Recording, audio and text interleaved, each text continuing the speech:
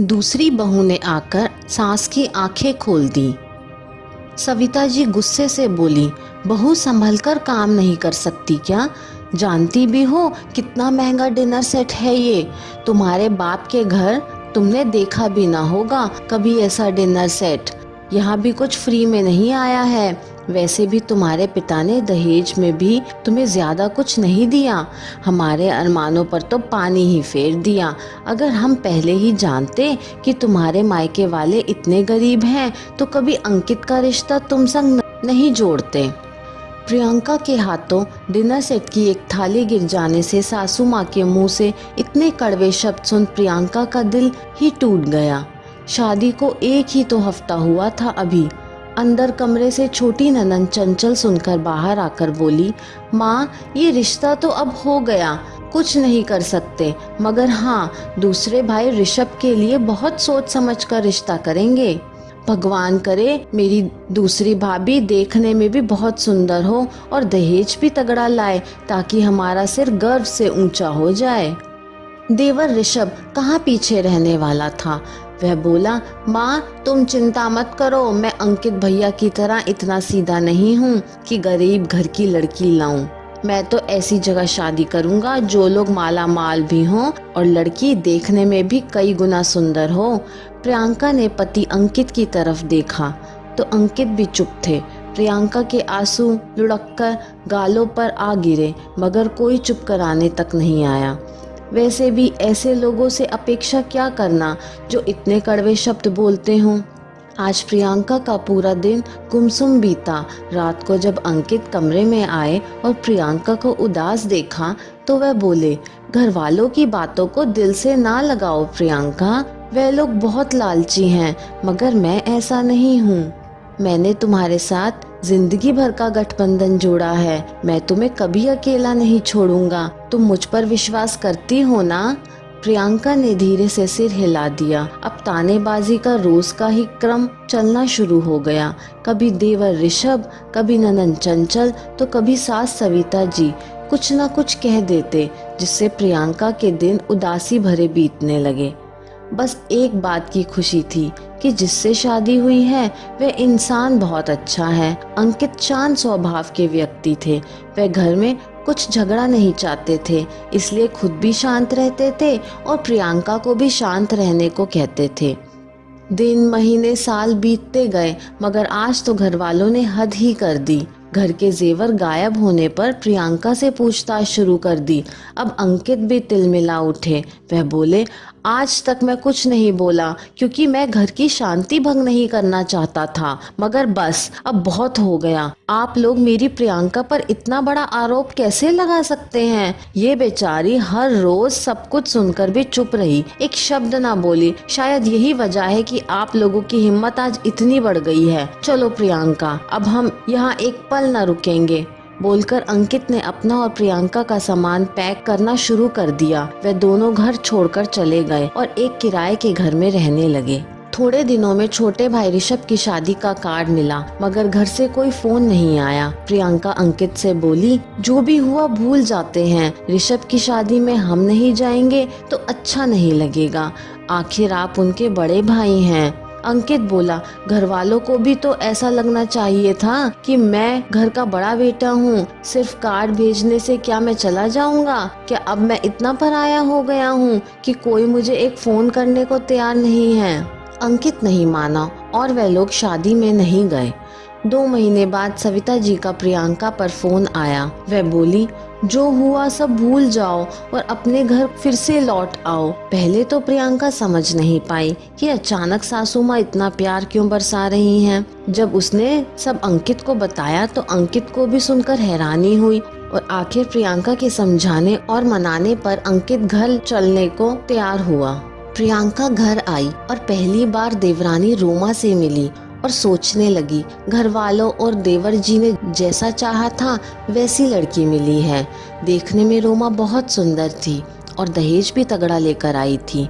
2 दिन में ही प्रियंका समझ गई कि रोमा घर में किसी की भी नहीं सुनती थी, बल्कि अपना हुक्म चलाती थी। घर का एक काम नहीं करती और सभी को जो मन में आया वह बोल देती है। प्रियंका ने आकर जैसे ही रसोई संभाली, सभी घर वाले खुश हो गए, जैसे शायद इसी बात का इंतजार कर रहे थे कि कब प्रियंका वापस आ जाए। प्रियंका गाय जरूर थी मगर बेवकूफ नहीं। आज भी घर वालों ने उसे सिर्फ ज़रूरत के लिए याद किया था। उन्होंने जैसे चाही वैसी बहू तो ले आए, मगर यह दूसरी बहू सबको अपनी उंगलियों पर नचाती थी।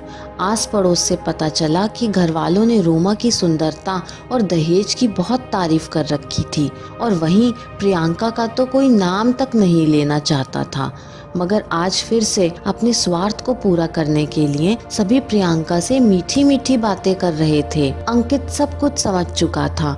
अंकित प्रियंका से बोला, तुम सब कुछ देखकर भी इतनी अनजान क्यों बन रही हो? प्रियंका बोली, आप कहना क्या चाहते हैं अंकित?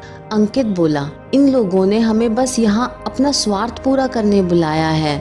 इनकी दूसरी बहू रोमा ना तो रसोई में कुछ मदद करती है और ना ही किसी से सीधे मुंह बात करती है, इसलिए इन्हें अब तुम्हारी याद आई है। प्रियंका बोली, अंकित मैं भी सब कुछ समझ चुकी हूँ, मगर अगर ऐसे हालात में हम भी इन्हें अकेला छोड़ देंगे तो ये लोग कहाँ जाएंगे?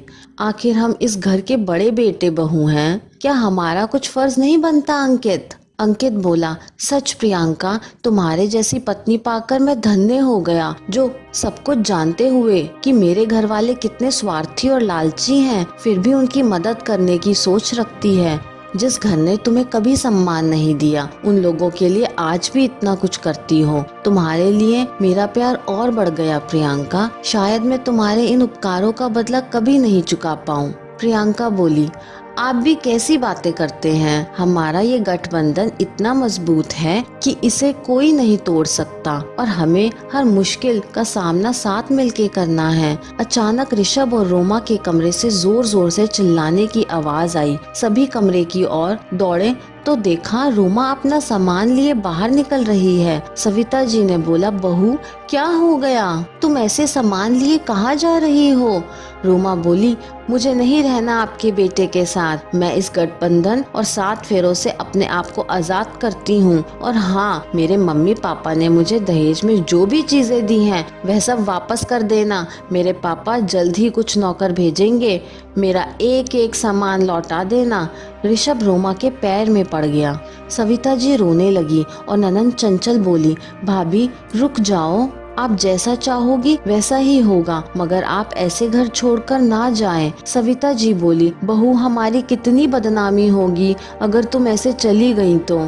आखिर ऐसा क्या हो गया? क्या हमने तुम्हें शिकायत का कोई मौका दिया? रोमा बोली, माँ जी मैं एक ही शर्त पर रुकने को तैयार हूँ, अगर मैं और आपका बेटा अपने अलग घर में रहें। मैं संयुक्त परिवार में नहीं रहना चाहती। मेरे मम्मी पापा के पास इतना पैसा है कि मैं अपने लिए अलग से 10-10 नौकर रख सकती हूँ। मैं यहाँ क्यों सबके साथ रहूँ? जो ऋषभ कुछ देर पहले कमरे में झगड़ रहा था, उसने भी रोमा से हाँ कह दी और बोला, रोमा मैं तुम्हारे बिना नहीं रह सकता, मैं तुम्हारे लिए यह घर छोड़ने को तैयार हूँ। और दोनों साथ चले गए। सविता जी माथे पर हाथ रखकर एक जगह बैठ गईं। उन्होंने दुख भरी नजरों से प्रियंका की तरफ देखा। प्रियंका आज भी यूं ही चुपचाप खड़ी थी, जैसे वे पहले खड़ी रहती थी। सविता जी प्रियंका के पास आईं और बोली, मुझे माफ कर दो बहू, मैंने हीरे को पत्थर समझा और पत्थर को हीरा समझा, मगर आज मुझे ये एहसास हो गया है कि तुम हमारे घर का असली हीरा हो। रोमा अपना सारा सामान लेकर ऋषभ को लेकर हमेशा के लिए घर छोड़कर चली गई और सविता जी ने उन्हें फिर कभी दोबारा ना बुलाया ना रोका। आखिर उन्हें हीरे और पत्थर के बीच का फर्क जो समझ में आ गया था। वह बोली, हीरा जिस तरह से दूर से चमकता है, उसी तरह रोमा भी मुझे दूर से चमकती हुई लगी थी और प्रियंका उस पत्थर के समान थी जिसे उठाकर एक जगह से दूसरी जगह रख दिया जाता है, जिसकी कोई कीमत नहीं होती। मगर अब मुझे ये एहसास हो गया है कि मैंने प्रियंका बहू तुम्हें कितना सताया है, जिसके बदले में तुम कभी पलटकर कुछ नहीं बोली, क्योंकि पलटकर जवाब देना तुम्हारे संस्कारों में नहीं है। सविता जी कभी ऋषभ को फोन करती तो ऋषभ भी ज्यादा बात नहीं करता था, क्योंकि वह रोमा से बहुत डरता था। गलती से भी रोमा को अगर पता चल जाता कि ऋषभ उसके घर वालों से बात कर रहा है तो वह उसे हमेशा के लिए छोड़ देती। मगर वहीं दूसरी तरफ प्रियंका थी जो अंकित को उसके घर वालों से एक रहने की सलाह देती। सविता जी आज प्रियंका की सारी बातें मानती है और उसे प्यार भी करती है। दूसरी बहू ने आकर सास की आंखें खोल दी थी। दोस्तों, पैसा और सुंदरता ही सब कुछ नहीं होता, प्यार और अपनापन बहुत मायने रखता है। ये कहानी आपको कैसी लगी मुझे कमेंट करके ज़रूर बताइए। कहानी पसंद आई हो तो लाइक, शेयर और चैनल को सब्सक्राइब करना ना भूलें। कहानी सुनने के लिए आपका बहुत बहुत धन्यवाद।